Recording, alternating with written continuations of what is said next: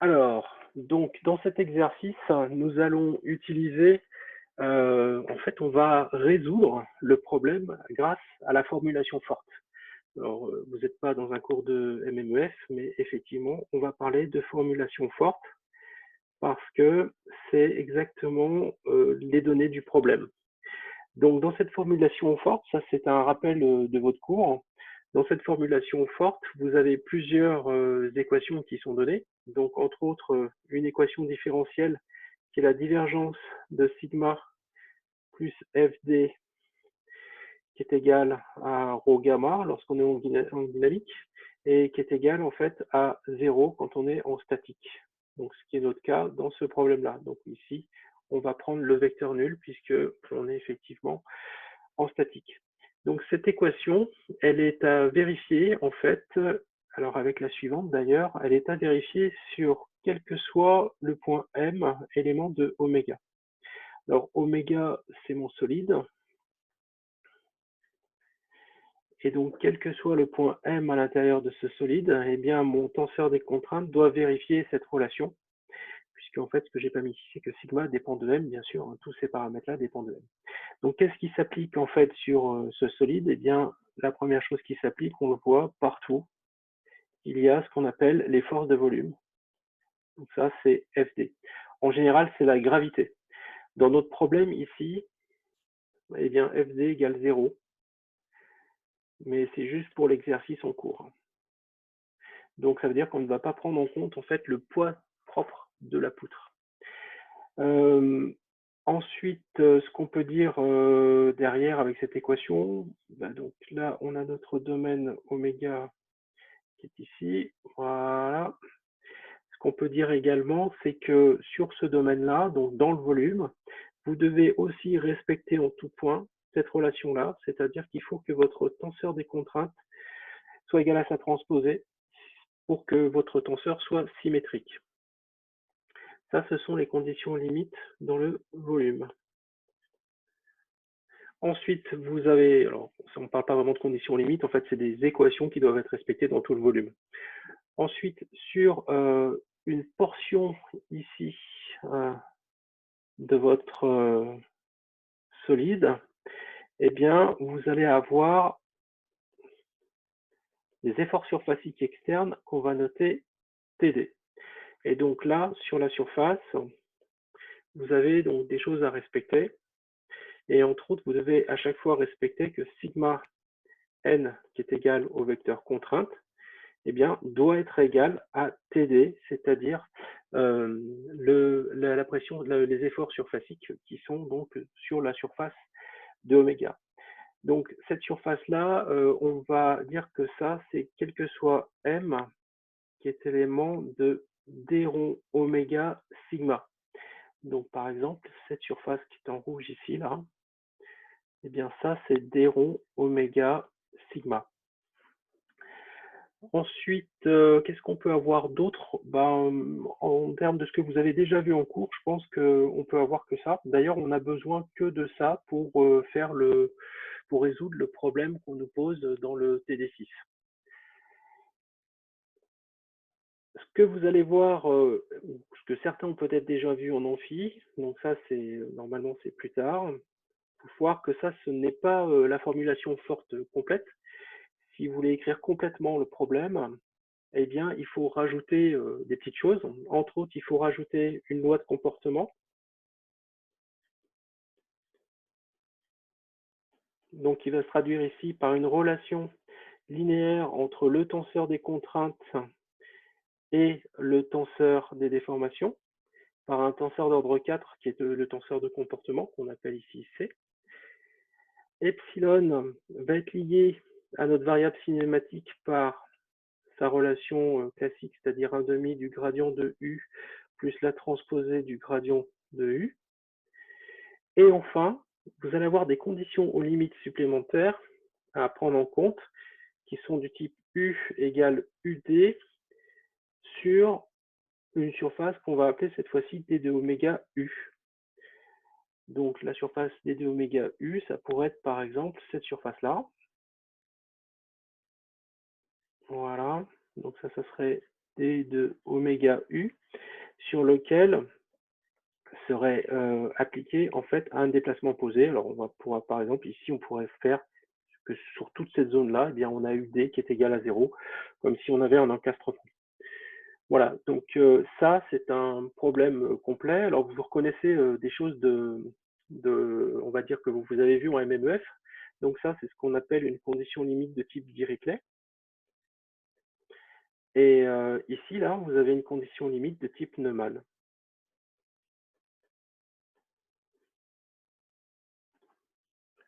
Voilà, donc ça c'était un petit préambule simplement pour vous expliquer que dans cet exercice, eh bien on va utiliser tout ça.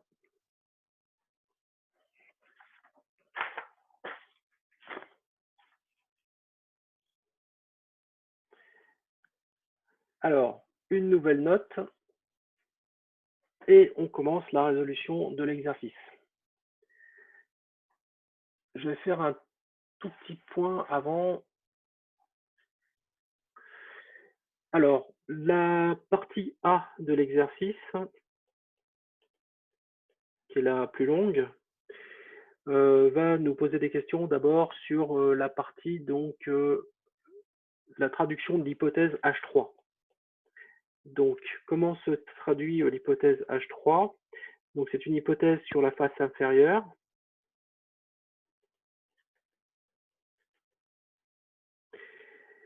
Donc, une face inférieure, si le point M appartient à cette face inférieure, ça veut dire que x2 égale moins h sur 2. Et donc, cette face inférieure, en fait, elle n'est pas chargée.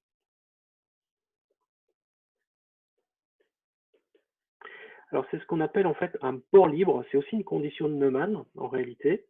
Et c'est une bord libre, c'est-à-dire qu'on a TD égale 0. Donc ça, c'est complètement équivalent à bord ou surface libre. Voilà, c'est une surface libre. Libre de quoi? Ben, libre d'efforts externes, en fait. Donc la surface considérée, chaque fois qu'on va parler donc de calcul de vecteurs contraintes ou de calcul de résultante d'efforts, il faudra toujours spécifier la surface. Donc la surface considérée ici, elle a pour normale moins E2, et donc sa caractéristique, c'est que tous les points ont pour composante H2, et puis bien il y a X1 et X2 qui sont quelconques. X3 qui sont quelconques. Si on calcule le vecteur contrainte en tout point de cette surface, alors je ne le mets pas, mais en toute rigueur, à chaque fois, il faudrait rappeler ça en fait. Et puis, c'est même encore pire que ça, puisque un vecteur contrainte, il dépend non seulement du point où on le calcule, je vais le mettre au moins une fois complètement, mais il dépend également de la normale. Et donc, c'est exactement pareil en fait pour sigma, qui lui dépend du point, et ensuite, scalaire, la normale. Donc on voit bien que le vecteur contrainte dépend à la fois de la position du point où on est en train de calculer le tenseur des contraintes et de la normale. Donc ici, dans l'exemple suivant, ça traduit par sigma scalaire moins E2. Et donc cette chose-là, ça doit être égal à TD, à l'effort surfacique externe, qui ici vaut 0.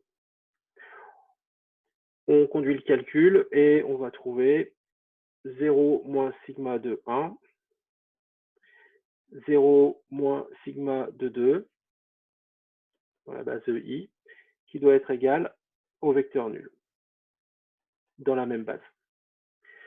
Donc, eh bien ça va nous faire que sigma de 1 pour x2 égale moins h sur 2 sera toujours égal à 0, et sigma de 2 pour x2 égale également moins h sur 2 sera également égal à 0. Et ça, en fait, quel que soit x1 du point considéré. Donc ça, c'est ce que traduit l'hypothèse H3. Donc ça, c'est complètement équivalent à l'hypothèse H3. Donc ici, on a utilisé la relation sigma fois n égale t. Juste pour rappel. On va passer maintenant à la deuxième partie, la deuxième question, qui concerne les équations d'équilibre dans le volume. Donc, on nous demande pour l'instant simplement de les écrire. Donc, les équations d'équilibre,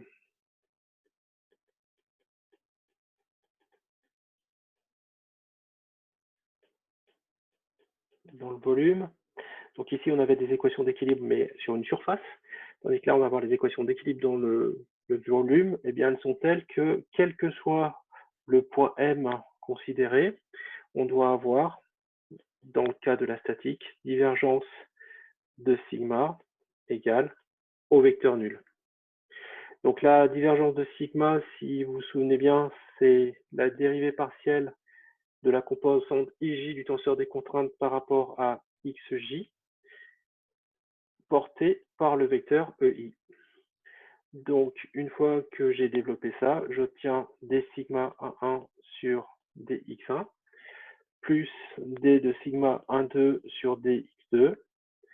Et tout ça, ça va être porté du coup par le vecteur E1 plus d de sigma 2,1 sur dx1 plus d de sigma 2,2 sur dx2. Ça, c'est porté par E2. Et tout ça doit être égal au vecteur nul. Donc, les équations d'équilibre dans le volume m'amènent à une équation vectorielle. Et cette équation vectorielle, eh bien maintenant, je vais m'en servir pour, en fait, je vais la résoudre tout simplement. C'est une équation différentielle, vectorielle différentielle.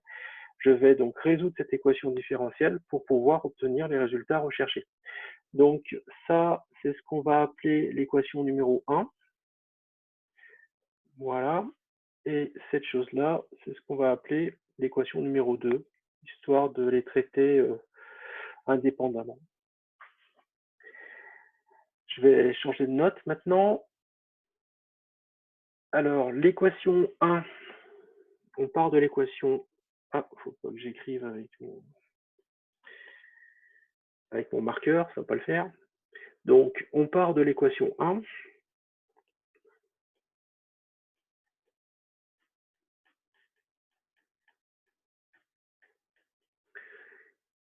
Qui, grâce, avec les hypothèses en fait données par l'énoncé,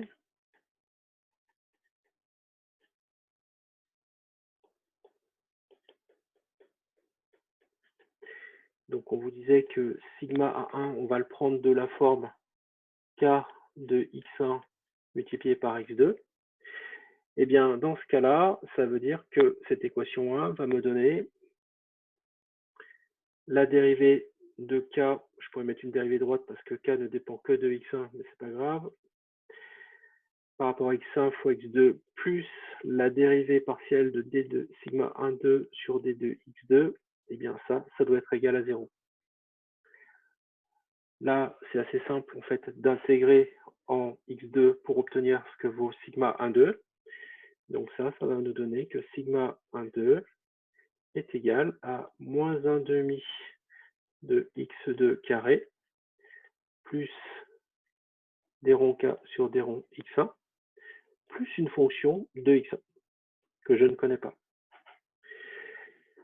Alors, la symétrie de sigma. Alors, la symétrie de sigma, ici, va se traduire par le fait que sigma 1, 2 égale sigma 2, 1, plus l'hypothèse H3, vont me permettre en fait de trouver la valeur de f de x1. Il suffit que je reprenne cette expression-là, mais je vais l'écrire en un point particulier, c'est-à-dire sur la surface inférieure. Donc sigma 1, 2 de x2 égale moins h sur 2. Je vais l'écrire sur cette face-là. Et bien sur cette facette-là, ça doit être égal à moins 1 demi de h carré sur 4 fois d rond k sur d rond x1 plus f de x1. Et c'est là qu'intervient l'hypothèse H3, c'est que sur cette surface-là, eh bien ça doit être égal à 0. Je ne dois pas avoir de contrainte de cisaillement dans le plan 1-2 sur cette facette-là. Donc, du coup, ça me permet d'en déduire que f de x1 est égal à h carré sur 8 d de k sur d de x1. Donc ça, c'est un résultat intermédiaire qui va me permettre maintenant d'écrire directement ce que vaut sigma 1,2. Donc on en déduit que sigma 1,2, c'est la dérivée de k par rapport à x1, le tout facteur de h carré sur 8 moins x2 carré sur 2. Et ça, c'est un des premiers résultats attendus dans les questions.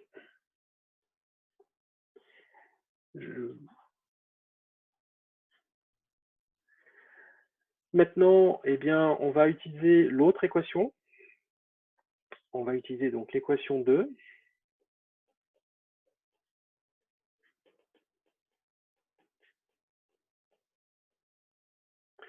Et on va la combiner au fait que maintenant qu'on connaît sigma 1,2, puisqu'on vient de le déterminer, eh bien, on peut calculer maintenant la dérivée de sigma 1,2 par rapport à x1.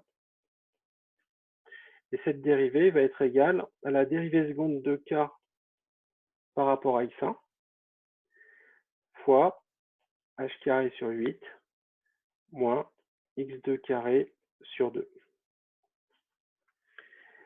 Donc on reprend l'équation 2 et on va injecter dedans ce qu'on vient de trouver ici. Je fais une nouvelle note. Cela va donner d de sigma de 2 sur dx2 qui va être égal à la dérivée seconde de k sur dx1 carré. Alors là, pour passer le signe moins, ce que je fais, j'inverse les deux termes. Donc là, je vais écrire x2 carré sur 2 moins h carré sur 8.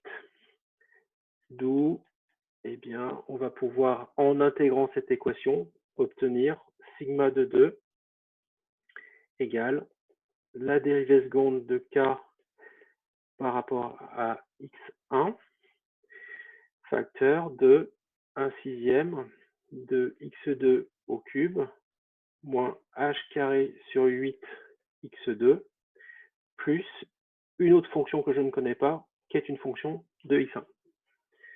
Encore une fois, c'est l'hypothèse H3 qui va permettre de trouver cette nouvelle inconnue. Donc on y va.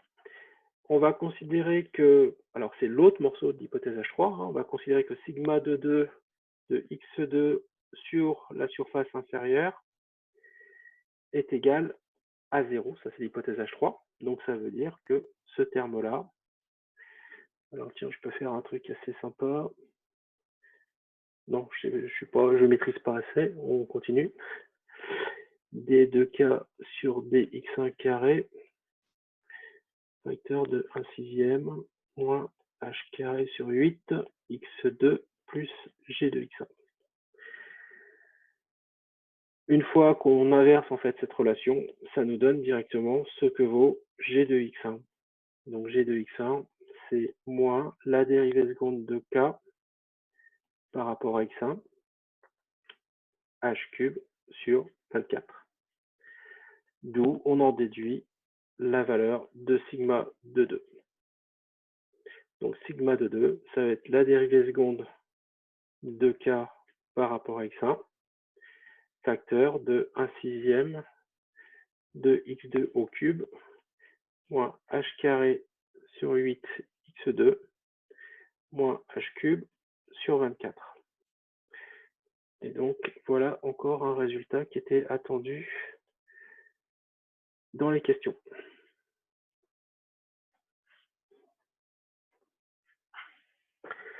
Ensuite, dans la question 3, on vous demande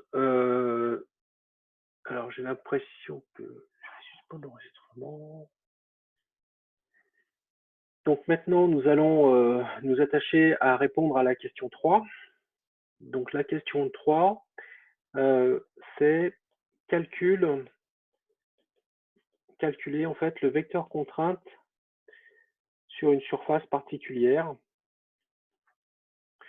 Donc le vecteur contrainte sur, on va dire sur S, et cette surface en fait, j'ai ma poutre qui est comme ça, elle est à la distance x1 du côté gauche. Je vais la faire en vert, voilà cette surface. Voilà, c'est celle-ci. Cette surface, elle a pour normale, bien sûr, elle a pour normale E1. Et elle est vue de profil, hein, bien sûr, cette surface. Et donc ici, j'ai le centre de gravité de ma surface qui s'appelle G. Et là, j'ai un point P donc, qui est à l'intérieur de cette surface. Alors si je fais un dessin un petit peu plus gros et que je regarde en fait de ce côté, donc je vais regarder comme ça, eh bien, je vais voir en fait ça. Voilà, donc là, j'ai mon point G. Ici, je vais avoir mon vecteur E2. Là, le vecteur E3. Et le point P sera ici. Donc, il aura pour composante, en fait, x2 et x3. Voilà, donc ma surface, en fait, que je vais considérer, c'est celle-ci.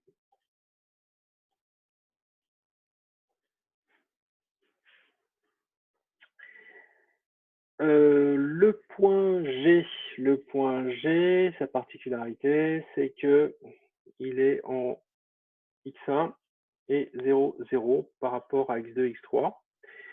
Et donc, c'est à ce point-là que je vais calculer la résultante en effort. Enfin, ça n'a pas beaucoup de différence avec un autre point, mais par contre, c'est aussi là que je vais calculer la résultante en moment. Donc, cette surface-là que j'ai nommée S, et bien maintenant, sur la note suivante, je vais calculer le vecteur contrainte associé à cette face.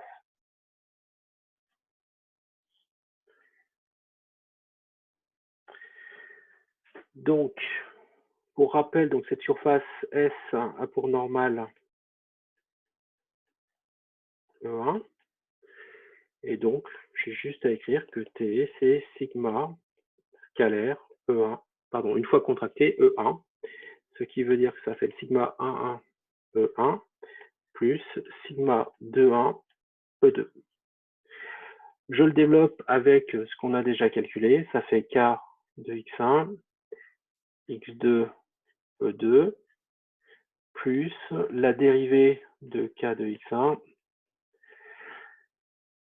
facteur de H carré sur 8 moins X2 carré sur 2 porté par E2. Alors, pour calculer la résultante en effort,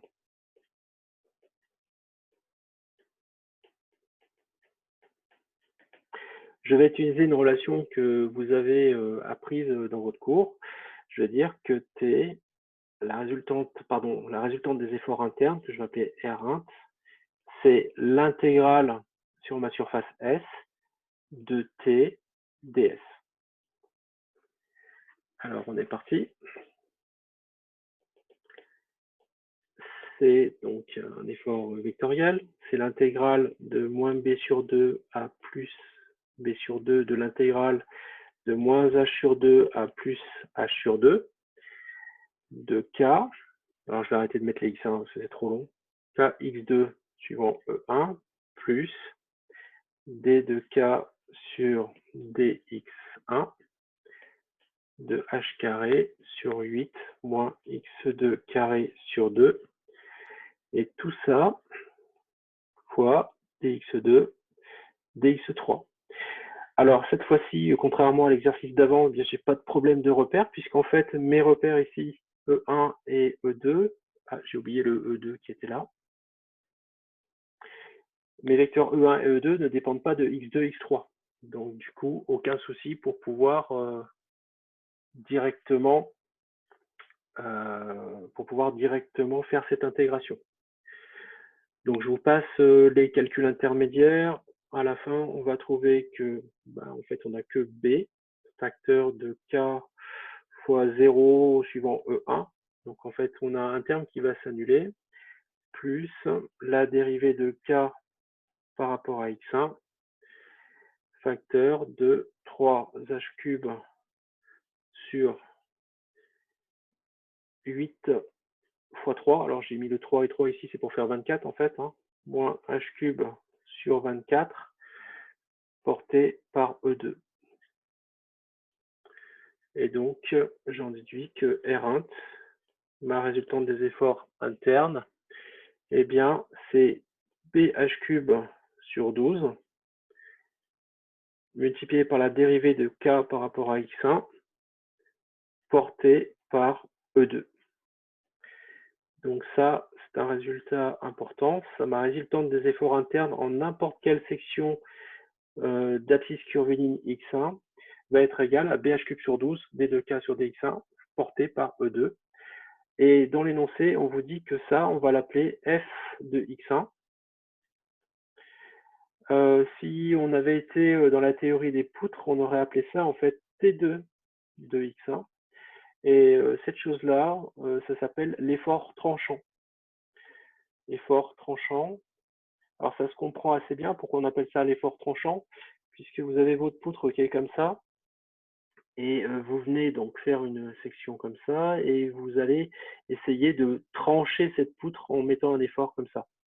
Donc c'est un effort tranchant, parce qu'il est suivant cette direction-là, il est suivant E2, ou suivant moins E2, bon peu importe, c'est l'effort tranchant. Voilà. Et bien sûr, il est ici reporté en G à l'intérieur de la poutre. Maintenant, deuxièmement, on va calculer la résultante en moment.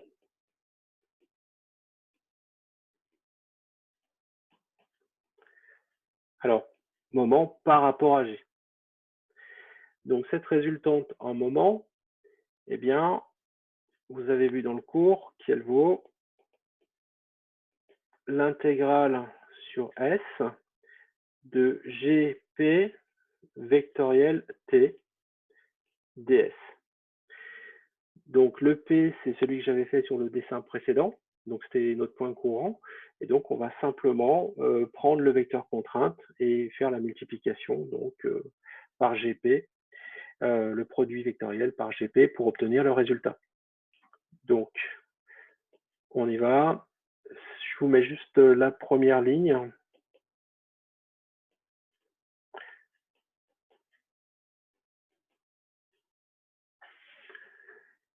Et ensuite, donc, tous les termes qu'on a. Donc, ça, c'est GP. GP, c'est X2 porté par E2 plus X3 porté par E3, vectoriel. Et là, on retrouve en fait T. Donc, K, X2 porté par E1, plus la dérivée de K par rapport à X1, que multiplie H carré sur 8 moins X2 carré sur 2, porté par E2. Et le tout fois, bien sûr, dx2, dx3. Donc, je ne vous détaille pas tout le calcul parce que c'est un petit peu long, mais je vous donne directement le résultat final. On va trouver à la fin que les efforts intérieurs calculés par rapport à G sont égaux à B facteur de moins H2 plus H sur 2 de moins X2 carré fois K est porté par E3 dx2. Et donc ça, une fois intégré, eh bien, vous allez trouver moins B, et la primitive ici c'est K, 1/3 de x3, à prendre entre plus H sur 2, pardon, à prendre entre moins H sur 2 et plus H sur 2. Et donc, au final, on trouve que le moment des résultants des efforts intérieurs, c'est moins K BH³ sur 12. Et cette chose-là, donc ça c'est aussi un résultat important. Voilà, et cette chose-là, dans l'énoncé, il l'appelle en fait MF, moment de flexion, qui dépend donc de X1. Dans la théorie des poutres, ce moment-là va s'appeler en fait M2. Non, pardon, excusez-moi, il va s'appeler M3 en fait.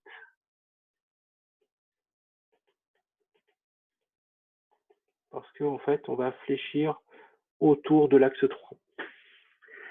L'énoncé nous dit aussi qu'on va poser I qui va être égal à BH cube sur 12. Et ça, en fait, c'est ce qu'on appelle le moment quadratique.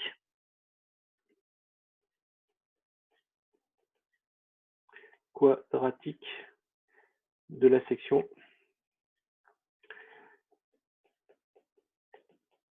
Autour de E3.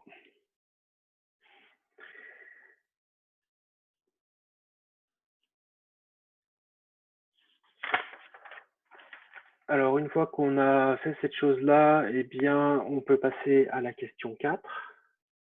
Dans la question 4, on vous dit que dorénavant, on va appeler K, vous allez le remplacer partout par sa valeur en fonction de MF.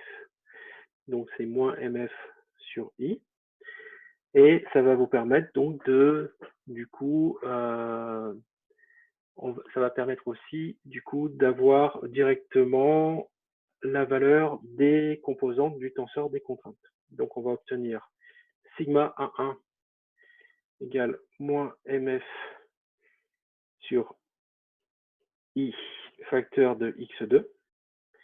Sigma 1,2 va être égal à la dérivée de mf par rapport à x1, 1 sur i, encore une fois, facteur de x2 carré moins h carré sur 8. Et sigma de 2 va être égal à la dérivée seconde de mf par rapport à x1, 1 sur i, facteur de h cube sur 24, plus h carré sur 8 x2, moins 1 sixième de x2 au cube. Et voilà donc ce qui était demandé dans cette question. Alors juste une petite parenthèse sur la signification physique de tout ça. Mais pour que vous puissiez bien comprendre la signification physique, je voudrais vous montrer en fait ce que sont ces composantes sigma 1,1, sigma 1,2, sigma 2,2. Et donc pour vous les montrer, le mieux c'est de faire. Alors attendez, bougez pas, je change de note. Voilà. Donc ici, vous voyez directement sur un petit cube, par exemple, la facette qui nous intéresserait ici, c'est la facette qui est grisée, cette facette-là, là, qui est grisée et qui a pour normale E1. La normale, en fait, de cette facette, c'est E1. Donc le vecteur contrainte, donc on a un vecteur contrainte quelconque, hein, qui est bien rempli comme ça. Et donc en fait, ce vecteur contrainte sigma, on lui passe E1 et du coup, il va nous ressortir le vecteur contrainte correspondant qui est ici, là, en fait, avec la double flèche. Donc ça, c'est le vecteur contrainte qui est là, qui était de E1. Et donc ce vecteur contrainte, eh bien, on voit qu'il a pour composante sigma 1,1, qui est la composante en rouge, sigma 3,1, la composante en vert, et sigma 2,1, la composante en bleu. Donc, imaginez bien que là, moi, quand je vais faire la représentation, par exemple, de sigma 1,1, bon, sigma 1, je vais pouvoir le représenter, puisque quand je vais représenter en fait cette surface-là, vue de profil, bah, je vais voir une ligne comme ça. Hein. Donc, du coup, ça va être tout à fait possible, parce que je vais pouvoir voir sigma 1,1 comme ça. Donc là, sigma 1,1, voilà, il va avoir une représentation dans ce plan-là, donc ça, c'est tout à fait possible. Voilà, donc ça c'était simplement pour vous montrer que sigma de 1 et sigma 3,1 par exemple, ils sont dans le plan. Donc ici je vais avoir que sigma de 1 qui va intervenir, mais il est dans le plan de la facette. Je reviens donc sur ce qu'on avait écrit à l'instant. Voilà. Et donc ici, eh bien, je vais regarder par exemple comment varie sigma 1,1. Donc ça, c'est le bord supérieur de ma poutre. Ça, c'est le bord inférieur de ma poutre. Et je suis donc sur une section, voilà, qui est éloignée du bord ici de X1. Je vous remets les axes. Là, j'ai E2. Là, sens long, j'ai E1. Et puis E3, ben, il est perpendiculaire à mon écran. Donc du coup, maintenant, eh bien, je vais pouvoir dessiner ce qui se passe. Donc si je regarde bien, quand x2 va être négatif, donc plutôt donc, dans cette partie-là, eh bien, en fait, ma contrainte, alors je peux déjà prendre le cas de x2 égale 0, c'est-à-dire que quand je suis au milieu, en fait, ma contrainte, elle est là.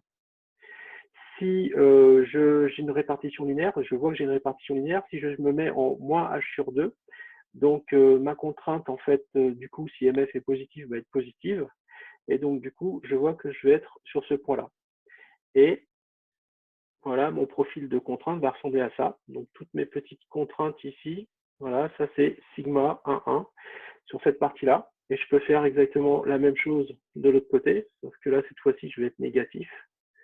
Voilà, et ça, c'est la répartition de sigma 1,1 qu'on trouve classiquement, en fait, dans une poutre en flexion. Donc ça, c'est ce sigma 1,1 qui est là. Ensuite, je peux faire, bon, pareil pour sigma de 2, je pourrais le faire aussi de la même façon, donc là c'est un petit peu plus compliqué, mais il faudrait que je change de facette de représentation. Ce qui va m'intéresser surtout ici, c'est de le faire en fait pour sigma 1,2. Donc on y va, pour sigma 1,2, je refais le même dessin, je refais ma facette. Alors vous vous souvenez de ce que je vous ai dit tout à l'heure, en fait, un sigma 1,2, le problème, c'est que lui, il est donc sigma 1,2, eh bien, il est dans le plan E2, E3, puisqu'il est dans le plan qui a pour normal E1. Donc, si je veux le représenter, bah, je vais avoir un petit peu de mal, bah, parce que en fait, voilà, il est comme ça, quoi. Bon, je les fais pas tous, mais donc on va strictement rien voir. Donc, du coup, là, c'est juste une astuce de représentation.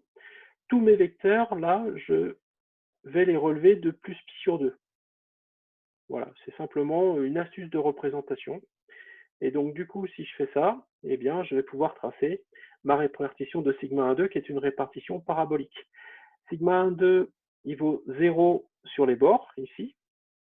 Voilà. Donc, on avait moins h sur 2 ici et plus h sur 2 ici. Alors ça, c'est ce que je constate simplement en regardant cette équation-là. Hein. Et donc, ensuite, il y a une répartition parabolique. Donc, mon sigma 1,2, il ressemble à ça.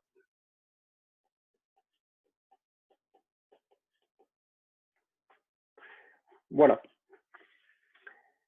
Alors, maintenant, j'ai une question supplémentaire par rapport à l'énoncé. La question supplémentaire est la suivante, en fait. Est-ce que ce tenseur des contraintes est la solution exacte du problème qu'on cherche? Eh bien, pour répondre à cette question, alors qui n'est pas posée parce que justement, vous en êtes dans une partie du cours où normalement, vous n'êtes pas censé pouvoir y répondre. Donc, ce tenseur, en fait, est-il physique? Eh bien, pour pouvoir répondre à cette question, je vous ai dit tout à l'heure que la partie de la formulation forte que vous n'aviez peut-être pas encore vue, c'était la partie comportement. Cette partie comportement, tout à l'heure, je l'ai écrit comme ça. Voilà. Donc c'est en fait, c'est un tenseur de comportement qu'on appelle le tenseur de comportement de rigidité. Mais on peut aussi l'écrire comme ça. Donc voilà, et ça, c'est le tenseur des souplesses. Rigidité, ça, tenseur de comportement des souplesses. Alors vous voyez que ce sont des tenseurs d'ordre 4 parce que ce sont des applications linéaires qui permettent de transformer un tenseur des contraintes, par exemple, en un tenseur de déformation. Donc forcément, ce sont des tenseurs d'ordre 4. Donc maintenant, comment est-ce que je peux m'en sortir? Il ne faut pas oublier que ce qu'on m'a donné en premier, voilà, c'était sigma. Donc du coup, comme on m'a donné sigma, si on m'avait donné aussi une loi de comportement, j'aurais pu retrouver epsilon. Oui, mais epsilon n'est pas forcément physique. Attention, si on part d'un tenseur de contrainte qui respecte l'équilibre, hein, bien sûr, hein, donc qui respecte toutes les équations, hein, toutes les équations d'équilibre,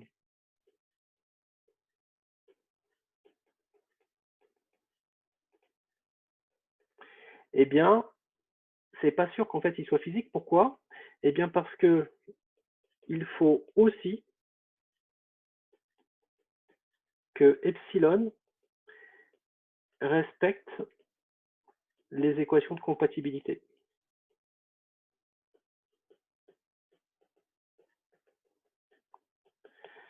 Alors, je vous les réécris pas, je vous les réécris pas toutes en fait, hein, parce que normalement il y en a 6 de ces équations donc différentielles. À quoi elles servent? Ces équations en fait servent à prouver que epsilon est intégrable. Et si epsilon est intégrable, bah, du coup, on peut intégrer l'équation différentielle que vous connaissez, c'est-à-dire celle-ci,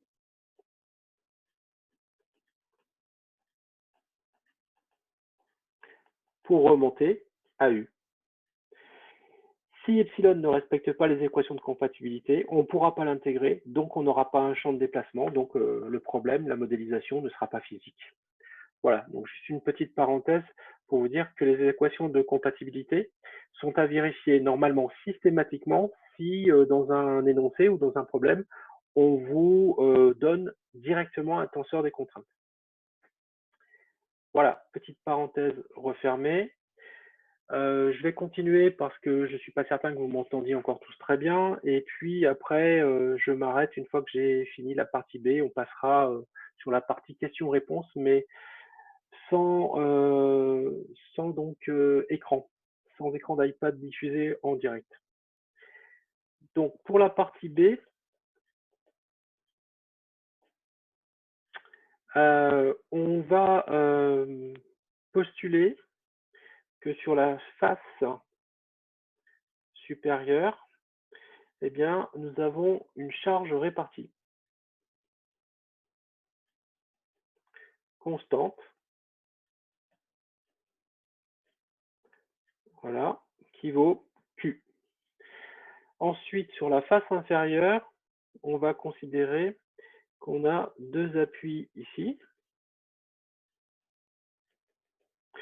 Alors, un rapide calcul, en fait, nous permet de voir que normalement, on doit avoir, vu qu'on a une symétrie de notre problème, on doit avoir directement un lien entre les efforts résultants qui sont ici et Q. Donc, simplement en réalisant l'équilibre, on voit que R doit être relié à Q quelque part. Alors Q, en fait, c'est quelque chose de vectoriel, hein, puisque c'est Q fois moins Q fois E2.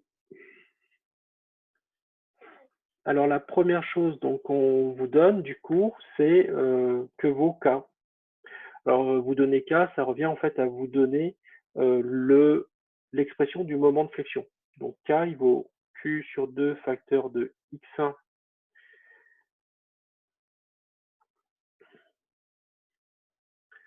sur grand I, le moment quadratique, facteur de X1 moins L. Et ça, bah, c'est comme on l'a dit tout à l'heure, c'est moins MF sur grand I. Entre parenthèses, grand I, puisqu'on va vous demander les dimensions de tout ça, ça, en fait, ce sont des longueurs exposant 4. Donc, c'est des mètres 4 en général, hein, mètres exposant 4. Donc, du coup, avec cette expression, on peut trouver ce que vaut MF. Donc, MF de X1, il vaut Q sur 2, X1, facteur de L moins X1. Donc, on a ici, on a des newtons par des longueurs. De l'autre côté, ben, il y a ce qu'on cherche, fois des longueurs au carré. Donc, c'est immédiat. En fait, l'unité de Q, ça va être des newtons multipliés par des mètres moins 1, donc des longueurs moins 1. Donc, l'unité, c'est des newtons mètres moins 1. Donc ça, c'était en fait la réponse à la question 1.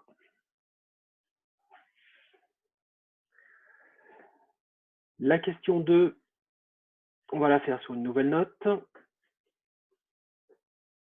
Dans la question 2, on vous demande l'expression de sigma pour ce cas particulier de chargement. Bon, alors là, on va faire juste un tout petit calcul intermédiaire. Il faut que la dérivée de ms par rapport à x1, donc on va la calculer, ça fait q sur 2 facteur de L moins 2x1. Et on va aussi avoir besoin de la dérivée seconde de ms par rapport à x1, qui vaut du coup moins q.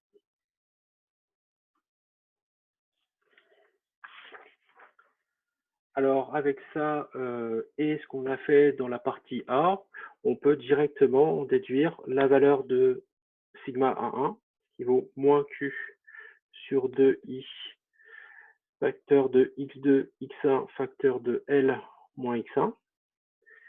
Sigma 1,2 qui va valoir q sur 2i facteur de L moins 2x1 facteur de x2 carré sur 2 moins h carré sur 8. Et enfin, sigma de 2 va être égal à moins q sur i facteur de h cube sur 24 ouais, plus h carré sur 8 x2 moins 1 sixième de x2 au cube. Bon, j'aurais pu mettre en facteur à 1,5. Voilà, ça c'est ce qui vous a été demandé donc dans cette partie-là de la question.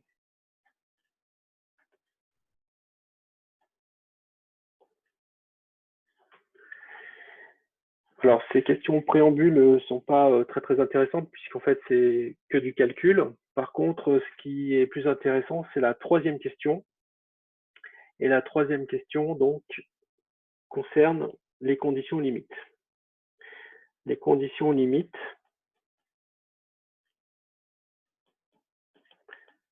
alors, sont-elles respectées? Donc, quand on écrit ça, on entend par là, est-ce qu'on a bien sigma n égale td? Je vous rappelle que le d, ça veut dire que ça, c'est donné sur les surfaces externes du solide.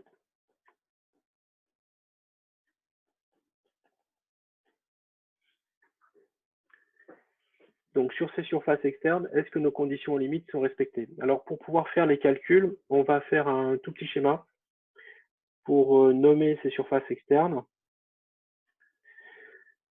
Donc, celle-ci, on va l'appeler 1. Alors, elle aura pour normale E2. Celle-ci, on va l'appeler 2. Elle aura pour normale E1.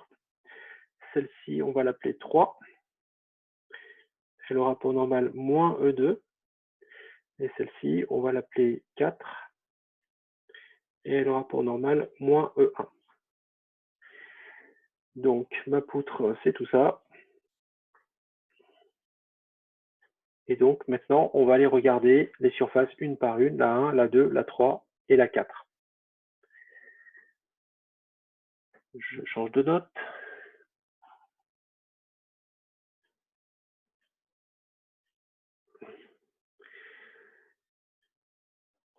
Alors, sur la surface numéro 3,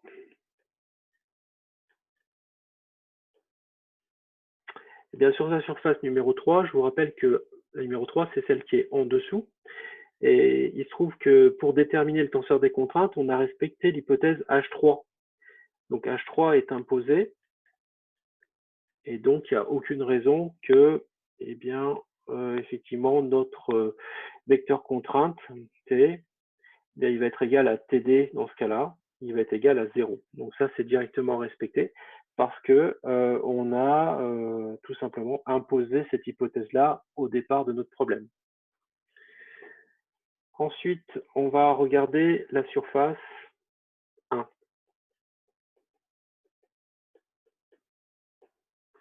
Alors, sur cette surface 1, le vecteur contrainte qu'on va appeler T1, comme ça, il vaut sigma, une fois contracté, à E2. Et la particularité, bon, c'est que sa normale, c'est E2, ça, je viens déjà de l'utiliser, et surtout le fait que x2 égale plus h sur 2. Donc, on fait le calcul complet avec le nouveau jeu de données. Ça, c'est égal à sigma 1,2, sigma 2,2. Et si on développe, on va trouver que ça vaut, alors je vous fais une petite étape intermédiaire, donc là on a moins q sur 2i fois 0, bon, là, ça fait une valeur nulle de contrainte, moins q sur i fois, alors, h cube sur 24 plus h cube sur 16 et plus moins h carré, h cube, pardon, sur 48.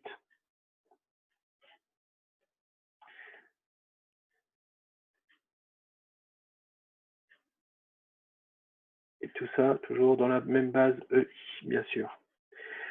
Donc, une fois que vous avez fait tous les calculs, il vous restera plus qu'une composante qui vaut moins Q sur B suivant E2. Alors, pourquoi est-ce qu'on a moins Q sur B? Alors, je vais tenter un dessin en 3D de ma poutre. Voilà. Donc, vous voyez que Q, en fait, comme j'ai dessiné tout à l'heure, je l'avais dessiné en bleu, il est comme ça. Alors, il y en a partout. Mais en réalité, il n'est pas que sur cette ligne-là, hein, il est aussi sur toute la face. Là.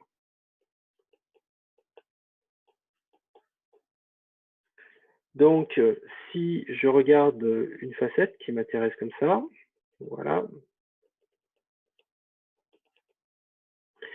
eh bien, on voit que effectivement, la contrainte qui va être donc sigma de 2, c'est sigma de 2 qui est égal à ça, en fait, à la fin.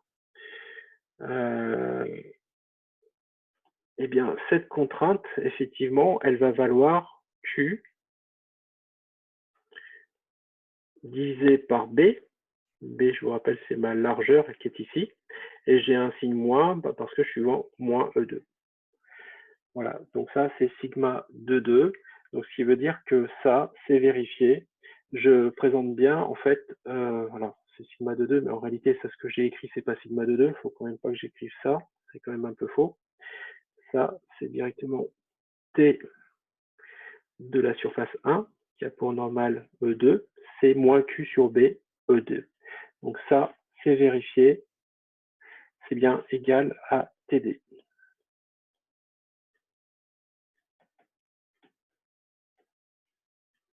Ok, il nous reste maintenant à faire la surface numéro 2. Donc la 2 et la 4, en fait, c'est quasiment la même chose. Hein.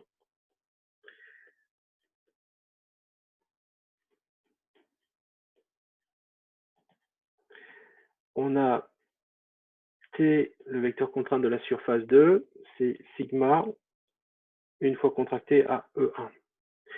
Et là, on va se trouver sur des points qui sont en x1 égale L ou moins L, L ou 0, pardon, suivant qu'on soit, on va faire directement la 2 et la 4, parce qu'en fait, c'est quasiment la même chose.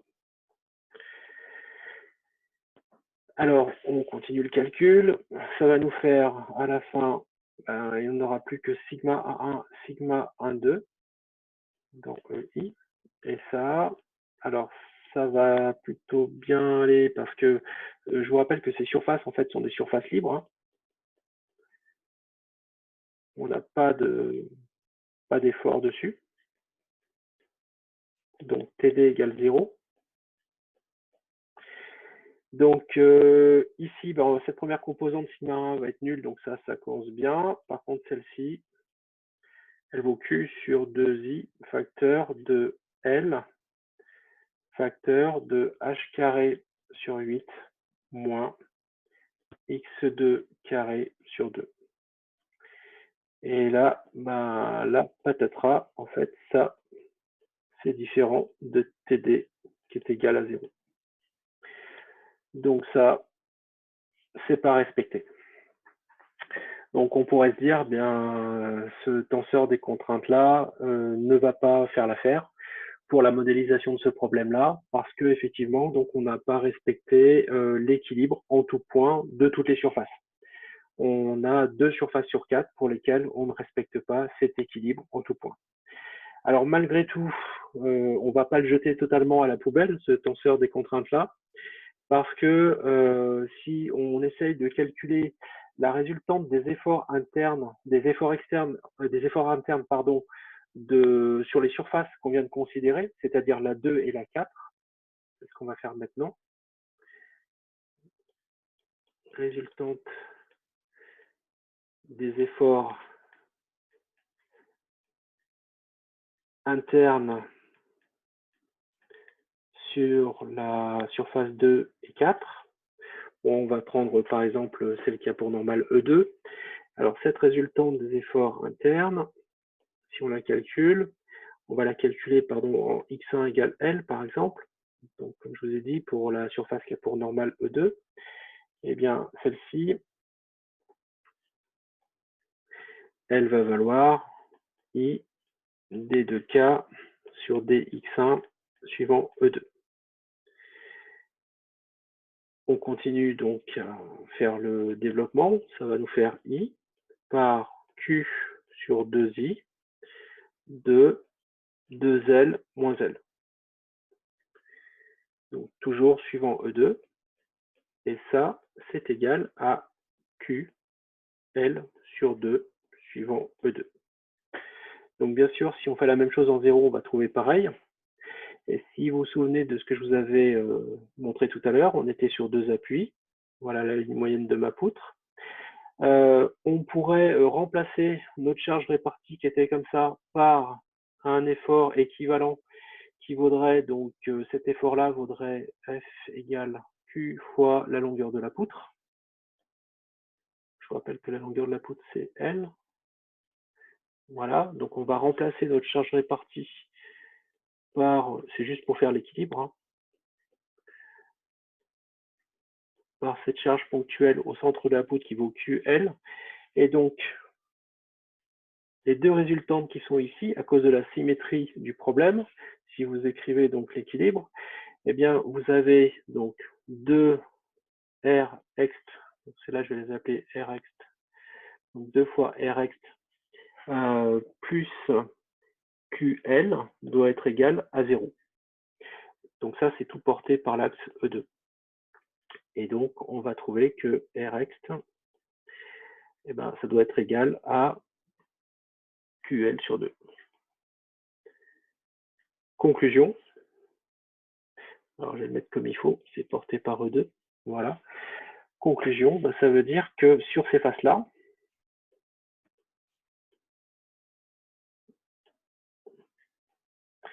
eh bien, j'ai R1 qui est égal à Rxt. Donc Rxt, en fait, c'est ce qui est donné finalement par mon problème. Alors c'est donné indirectement, hein, c'est donné par l'équilibre, mais c'est donné par le fait que j'ai une charge répartie QL sur toute la surface supérieure de ma poutre. Donc ça, eh bien ça c'est bon, ça c'est pas mal. Et si on regarde maintenant le moment interne, bah, le moment interne, ça c'est carrément dans sa définition du départ. Bah, le moment interne, que ce soit en 0 pour x1 égale 0 ou x1 égale L, eh bien en fait, ce moment interne, il vaut 0, puisque en fait, c'est directement dans la définition. Et il n'y a pas de moment, on peut même l'écrire sous forme vectorielle, il n'y a pas de moment externe en fait sur les faces qui sont ici et ici. Donc, c'est aussi égal au moment externe. Alors, on va le prendre par rapport au point G. Donc, au moment externe. Donc, tout ça, c'est calculé pareil, hein, en x1 égale 0 ou x1 égale L. Donc, du coup, eh bien, on peut voir que notre tenseur des contraintes, finalement, le tenseur des contraintes n'est pas valide localement sur deux faces, mais il permet de respecter l'équilibre en résultante sur ces deux mêmes faces.